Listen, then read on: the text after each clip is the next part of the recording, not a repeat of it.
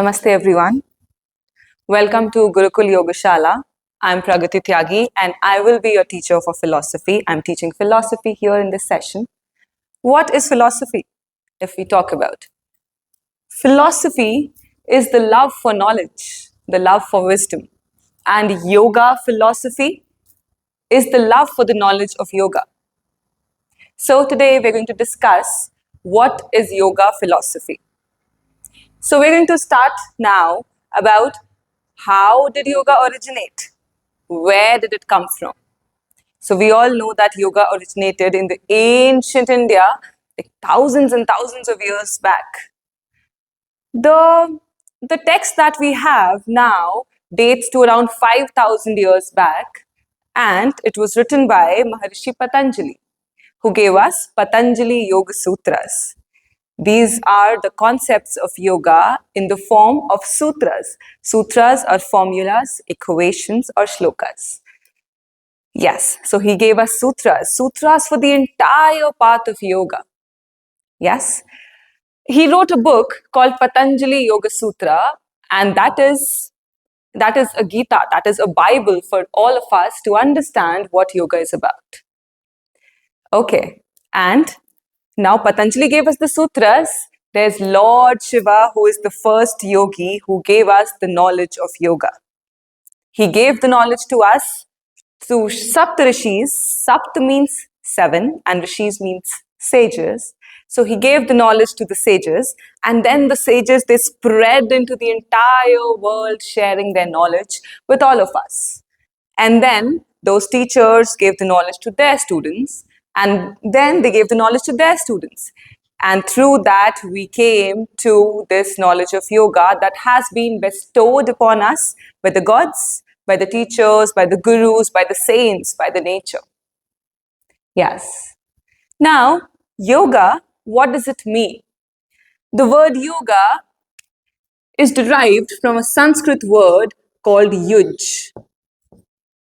Yes, we call it yuj. And yuj is union. So yoga is the union. It's the union of the universal consciousness to our individual consciousness. It is the union of the Purush and the Prakriti. It is the union of the nature and the universe and its manifestation. It is a union of the Ha and the Ta, the sun and the moon, the masculine and the feminine. When we connect to that infinite source of power and energy, that is when yoga is said to have happened. Now we think, are these asanas that we are practicing not yoga? No, these are also yoga, but these are a part of yoga. These are like a drop in the ocean of yoga, not the entire science behind it. Okay? So our teachers, our gods, our gurus, the saints, the sages, they gave us different paths to follow. Now these different paths, we're going to discuss 4 main paths, or the yogas, that are the path that we found to reach what? The union. Okay? So we're going to discuss the first one.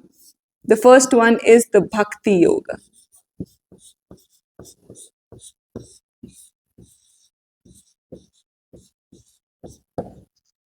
Bhakti Yoga. Bhakti means the art, it is an art of devotion, devoting yourself completely. Now, who are we devoting ourselves to? It can be the God, it can be the nature, it can be your own practice, it can be your own understanding of scriptures, it can be devotion to your guru, to your teacher, it can be devotion to your work. That devotion, that complete surrender and devotion that comes through complete unconditional love, that is Bhakti Yoga. This is said to be the easiest form of yoga. Anyone, because we are humans, we have emotions, we have love, right? That is the love that you take and you put it into a path, and that becomes your Bhakti Yoga. So how do we practice Bhakti Yoga? In India, We practice a lot of chanting, we practice a lot of mantras, we practice kirtan, where everyone comes together as a community and they chant Lord's name. That is one form of bhakti yoga, but you don't always have to be in community. You can always sit at your home and practice your bhakti yoga. When you offer every single thing that you have, you own, and even yourself to the Almighty, that is your bhakti yoga. When everything that you do is an offering to that Lord, that is bhakti yoga. Yes. So it won't be, bhakti yoga wouldn't be me asking God for favors. Okay, God, I offer you 5 red flowers and you give me a nice job. Or I offer you 1 kilogram of this nice sweet and you give me this job or get me that person, that relationship or pass me in my exams. No, no, no, no, no. God doesn't work like that. It's bribe. It's not bhakti yoga. Bhakti yoga is when you're not asking for anything in return or exchange of your love, like a mother's love, unconditional love. That is the kind of love that you need to have for your devotional yoga. That is the bhakti yoga. And all of us can practice it because it's the easiest form. Love comes naturally to us. We are humans. So let that love shine through you. Let that love come out of you and engulf the entire universe, and your bhakti yoga will happen. Now, after bhakti yoga, we come to the next one, that is the karma yoga.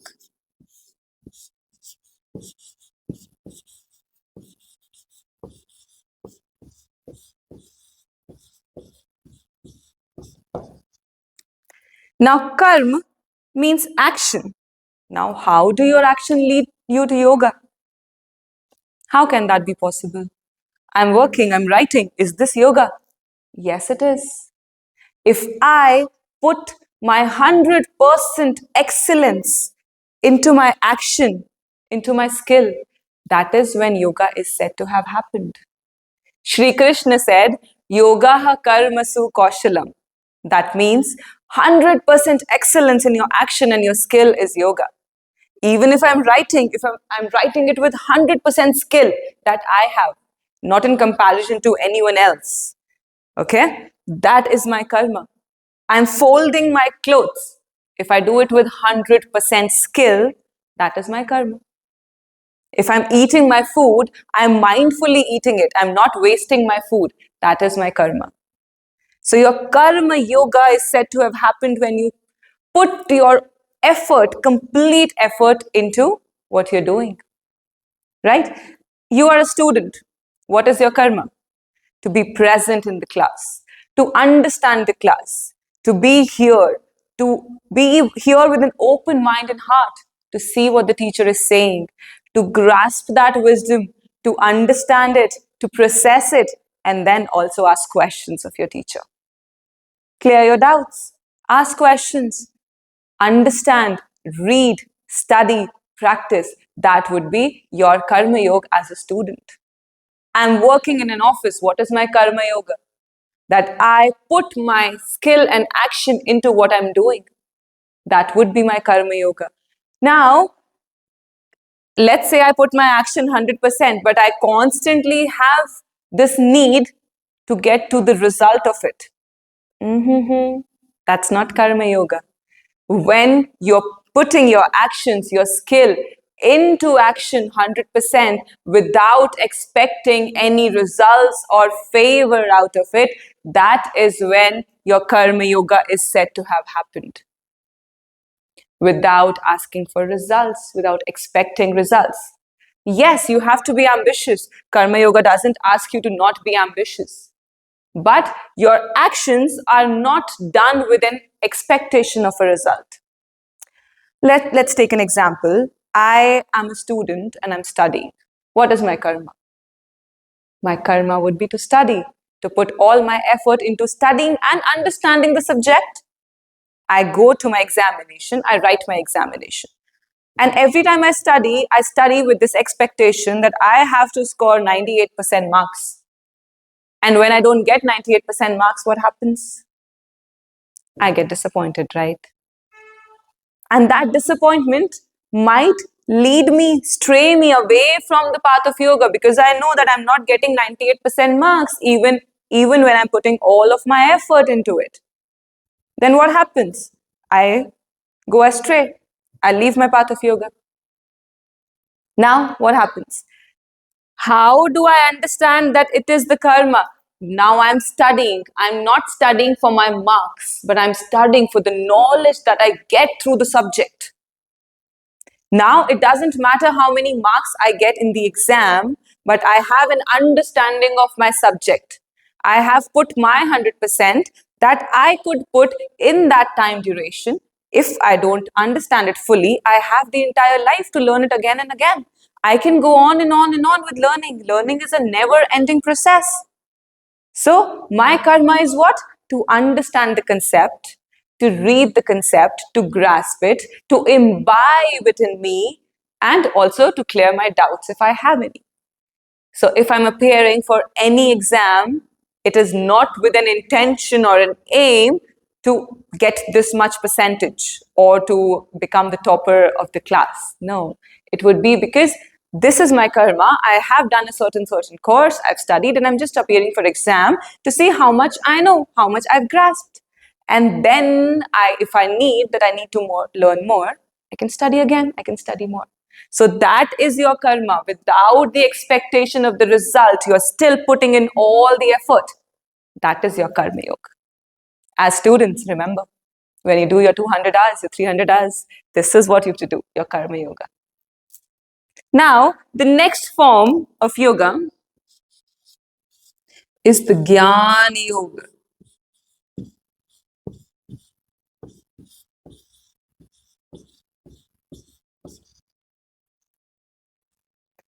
Now, Gyan means knowledge. Now, this is the yoga of knowledge, where you get all the secrets of the universe. You get all the knowledge of the universe. Why am I here? Why are you here? Why is this world here? Why are the things happening like they're happening? Why is the wind flowing? Why are the rivers flowing? Why are there such majestic mountains? What is behind all of this? When you get that knowledge, when you get to all those secrets, that is when you're said to have Jnana Yoga. And Jnana Yoga is the one that destroys all the ego, all the expectations of results, all the expectations of fruits. That is when you have realized this knowledge, you are said to have achieved your Jnana Yoga. But this, my friend, isn't easy. For this, you have to put in a lot of effort to study, to imbibe, to explore, to get all the knowledge for yourself. This is Jnana Yoga. Now, what happens when I'm super intelligent? What happens? Let's say I'm sitting in a room and I am most intelligent in the room, intelligent than all the others. I'll have a sense of ego, right? Now, this is what happens on this path. Sometimes we get into a spiritual ego. When I have this much knowledge, I feel, no, everyone else is just inferior to me. I am the most superior. I have all the knowledge of the world. I know what you're thinking. I know how you're working and what your actions are going to result in.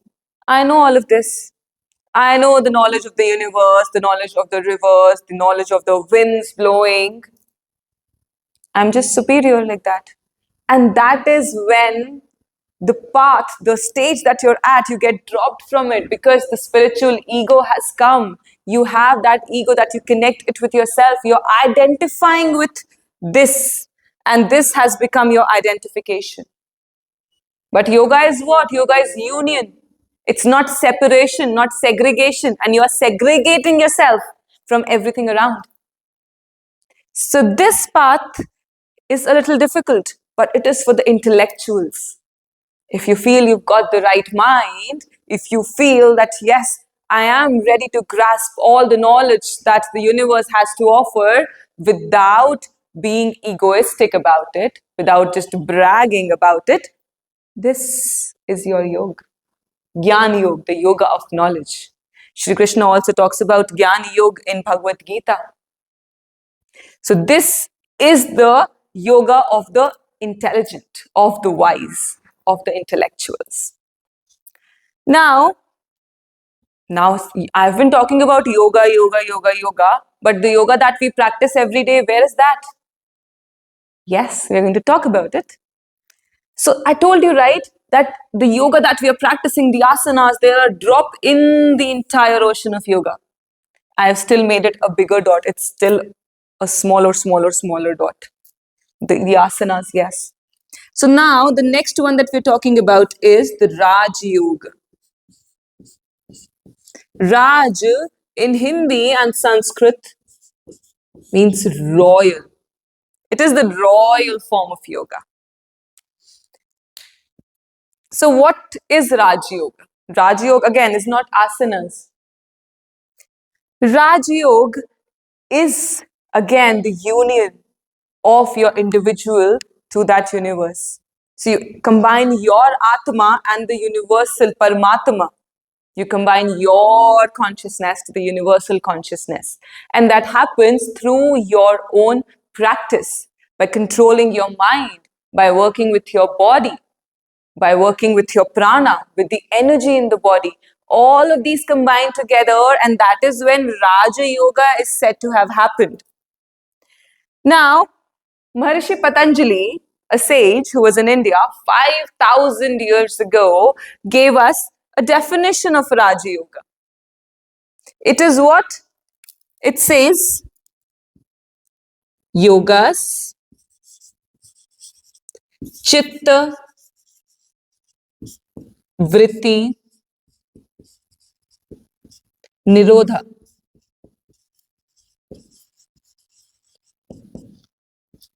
I know it's too much of Sanskrit, but yes, this is what you have to understand. Because he only said it in Sanskrit, right? Patanjali did not know English, so it was Sanskrit for him. He said, yogas chitta vritti nirodha. That says yoga is controlling or stopping the modifications and fluctuations of the mind. And this shloka contains the entire essence of his Patanjali Yoga Sutras. The entire book he talks about how to get to this, what to do to get to this, and what you achieve after getting this. That is in 196 sutras of Patanjali Yoga Sutra. So it is about stopping or controlling the fluctuations and the modifications of our mind. And for that, Patanjali gave us several different ways how you can achieve that. Yes? He gave us different ways. He said that you practice regularly, you practice consistently for long durations without doubting your practice, with reverence to your practice. That is when you're going to achieve this. I practice asanas one day and I think, oh, I'm going to get yoga now. Not that easy. It has to be consistent and for longer durations. I'm practicing yoga today, but I have doubts in my mind that maybe this teacher I don't like, or maybe this form doesn't work for me. Yes, it might not. You change it in practice, but till the time that you're doubting yourself or the knowledge or the teacher or your practice, it's going to be difficult to achieve this, because what is doubt creating? Doubt is creating these modifications in the mind. So Patanjali said that the way to achieve this is abhyas and vairagya. Abhyas is your practice, vairagya is your detachment. Detachment from love and hate. Detachment from liking and disliking. That is how you are going to achieve your royal yoga. And this Raja Yoga was designed for people like us, for simple people. That is why Patanjali only came around 5,000 years ago and he gave us these sutras so that we understand how to practice Raja Yoga. Now, there might be a question. We practice Hatha Yoga. What is Hatha Yoga? Hatha Yoga, again, So Patanjali gave us sutras to work with the mind, to how to control the mind, but it was still difficult for a lot of us to understand to straight away work with the mind. We had teachers in India who understood that, who understood that lack of the ability to work with the mind straight away for people like us. So they devised a form where the body and the breath was first used as an instrument to slowly work with the mind. And that is the process of Hatha Yoga. That is the knowledge of Hatha Yoga. This is where you're practicing all those asanas, all the asana classes. It is the Hatha Yoga, all the pranayamas, all the shat karmas, your mudras, your bandhas, all of that is a part of your Hatha Yoga. We have different scriptures that talk about how to practice your asanas, how to practice your pranayamas, your mudras, your bandhas. These are different scriptures of Hatha Yoga. There are many books that you can read about it. A very famous book of Hatha Yoga is the Hatha Yoga Pradipika. That was written by Swami Swatmaram from the Nath tradition. So that book talks about what is Hatha. So Hatha Yoga, the Ha and the Ta, it is the combination of the sun and the moon, the masculine and the feminine, Shiva and the Shakti inside of us. It is the combination of the Ida and the Pingala. So Ida is the left nostril, Pingala is the right nostril. It's the combination when these two connect, when the energy flows freely through your Ida and the Pingala. That is when your Hatha Yoga is said to happen, when the energy flows through the third nadi, Sushmana. This is where you practice all your asanas in. So the practice is to be able to sit in a comfortable sitting position to achieve what? The aim of Hatha Yoga is Raj Yoga. This is what all the scriptures tell you about. You practice your Hatha Yoga to reach Raj Yoga. And also, once you've reached a state of this, there's no need to practice Hatha Yoga anymore, because it is just for us to understand how to reach Raj Yoga. So this is your path that you take to reach here, the yoga of the royal. So these are the 4 types of yoga, and this can be called as a sub part of the Raja Yoga that we had to understand to start with our journey of yoga. Thank you.